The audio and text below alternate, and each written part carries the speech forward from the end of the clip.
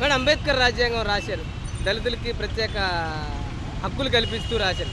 ఇప్పుడు ఏమైనా రాష్ట్ర ప్రభుత్వంలో కానీ కేంద్ర ప్రభుత్వంలో కానీ ఇలాంటివి ఏమైనా అమలయ్యే అవకాశాలు ఏమన్నాయా, ఏం చెప్తారు మేడం?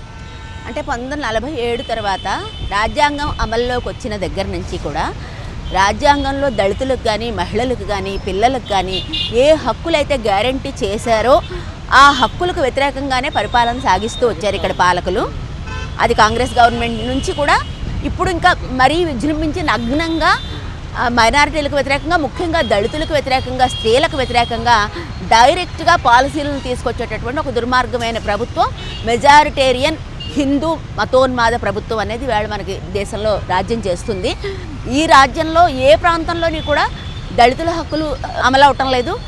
అమలు అవ్వకపోగా దళితుల మీద పథకం ప్రకారం దాడులు చేయటం, అలాగే దళితుల మీద మూక దాడులు, ముఖ్యమైన బీజేపీ రెజిమ్ వచ్చిన తర్వాత జరుగుతున్నది ఏంటంటే ఉత్తరాంధ్రలో ఉత్తర భారతదేశంలో దళితుల మీద గ్రామాలలో కాప్ పంచాయతీలో జరిగినటువంటి నిర్ణయాలను అమలు చేయడానికి మూకదాడులు చేయటం, అలాగే మైనారిటీల మీద వాళ్ళ తినే తిండి గురించి, వాళ్ళు కట్టే బట్ట గురించి హిజాబ్ వేసుకున్నారని, గోమాంసం తిన్నారని, లేకపోతే ఈ బట్టలు వేసుకున్నారు, ఆ తిండి తింటున్నారు, ఈ పద్ధతిలో మైనారిటీల మీద బహిరంగంగా దాడులు హత్యలు జరుగుతున్నాయి.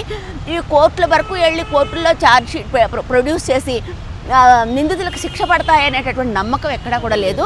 అదే మన ఆంధ్రాలో చూసుకున్నా కూడా కారంచేడు, చుండూరు, కొత్తకోట ఇవన్నీ ఎలా, లక్ష్మీపేట ఈ వరుస అంతా ఎలా అయితే జరుగుతూ వచ్చిందో అలాంటి మ్యాసివ్గా జరగకపోయినా కూడా దళిత యువకులకు కానీ దళిత స్త్రీలకు కానీ ఎటువంటి జీవితానికి ఒక గ్యారంటీ లేనటువంటి హక్కులని కాపాడతారనేటటువంటి నమ్మకం లేని ప్రభుత్వాలే ఇక్కడ పరిపాలన సాగిస్తూ వచ్చాయి.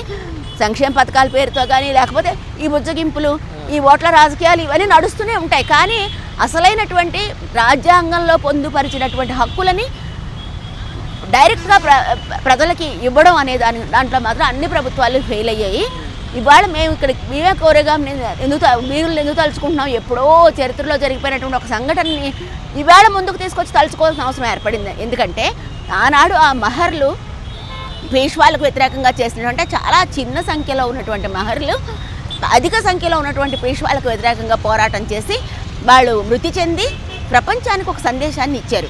ఆ సందేశం ఏంటంటే మనం తక్కువ ఉన్నామని కాదు, అసలు నిజానికి వేళ అధిక సంఖ్యాకులే అణచివేతకు గురవుతున్నారు, అల్పసంఖ్యాకులు పరిపాలన సాగిస్తున్నారు. కాబట్టి అధిక సంఖ్యాకులమైనటువంటి మనం గెలవచ్చు, అల్పసంఖ్యాకులైన మెహర్లు ఆ రోజున అంత త్యాగం చేశారు, మనం గెలవచ్చు అనేటటువంటి ఒక స్ఫూర్తిని ఈ వాళ్ళ మృతవీరులకి నివాళులు అర్పించడం ద్వారా తీసుకోవడం కోసమని ఈ రోజు ఈ కార్యక్రమం చేస్తారు. ప్రభుత్వాలు దళితులకి అధికారం ఇస్తున్నాం అని ఒకవైపు చెప్తూ నామినేటెడ్ పోస్టులు ఇస్తూ అధికారాన్ని మాత్రం వాళ్ళ చేతిలో పెట్టుకొని నడిపిస్తా ఉన్నారు. ఇప్పుడు నామినేటెడ్ పోస్టులు ఇచ్చాము, మీకు అధికారం ఏముండదు. ఇప్పుడు దళిత కార్పొరేషన్లు అందరికీ ఇచ్చారు, కార్పొరేషన్లో నిధులు మాత్రం లేదు. వాళ్ళకి వచ్చిన నిధులు ఏదైతే కార్పొరేషన్ ద్వారా లోన్లు కానీ అవి రావడం లేదు. అలాంటప్పుడు అది అధికారం ఇచ్చే ఉపయోగం ఏముంది, ఎందుకు అలా చేస్తున్నారు అంటే కొంతమంది వ్యక్తులకి కొన్ని అధికారాలు, కొన్ని పదవుల్ని, కొన్ని హోదాలని ఇవ్వడం ద్వారా దళితులను లేకపోతే స్త్రీలను బుజ్జగించే ప్రయత్నం. అది తప్పితే అంటే అది ఓటు రాజకీయం తప్పితే నిజంగా ఒక వ్యక్తి అందల వెక్కినంత మాత్రం. మరి ఇప్పుడు వేళ ఎస్టీ అయినటువంటి ద్రౌపది ముర్ము గారు రాష్ట్రపతిగా ఉన్నారు. ఏంటి ఉపయోగం? దళిత మణిపూర్లో స్త్రీలను నడి రోడ్డు మీద ఊరేగించినప్పుడు ఆమె వాయిస్ చేయగలిగారా? ఆమె పదవిలో ఆమె ఉన్నారు తప్పితే దేశంలో ఎక్కడ అంటే ఒక మైనారిటీ గవర్నర్స్ ఉంటారు, లేకపోతే మైనారిటీలని రాష్ట్రపతులను చేశారు ఇక్కడ. కానీ రాష్ట్రపతులను చేశారు, రాష్ట్రానికి వచ్చినా కూడా హోంమంత్రి ఎప్పుడు హోంమంత్రి పని చేయరు కదా, ముఖ్యమంత్రి చేస్తారు. హోంమంత్రి అంటే నేమ్ సేక్గా మహిళని తర్వాత దళితురాలని పెట్టడం. కానీ ఆమె మామూలుగా చీర కట్టుకొని రిబ్బన్ కటింగ్లకో దేనికో వస్తారు తప్పితే వాళ్ళ పోలీస్ శాఖకు సంబంధించిన విధులను చేయరు. ఏంటంటే మంత్రివర్గం అనేది నేమ్ సేకే, కానీ అధికారం అంతా కూడా ఒక్కచోటే కేంద్రీకృతమై ఉంటుంది.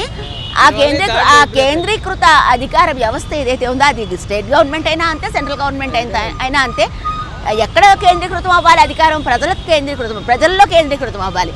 కానీ అలా కాకుండా అల్పసంఖ్యాకులు గద్దె మీద కూర్చొని ఏదో ఒకటి రెండు ఎంగిలి మెతుకులు ఇస్తున్నంత మాత్రాన ఏ విధమైనటువంటి పరిష్కారం ఉండదు. ఇవాళకి కూడా దళితులు ఇప్పటికీ కూడా ఆత్మగౌరవం కోసం రోడ్ల మీదకి రావాల్సిన పరిస్థితి ఏర్పడింది. స్వతంత్రం వచ్చిన తర్వాత కూడా దళితులకి ఇప్పటికీ సమిష్టిగా న్యాయం జరగలేదు. జరుగుతుందనే నమ్మకం ఉందా మేడం ఈ రాష్ట్ర ప్రభుత్వాలు ఇలా వెళ్ళినప్పుడు?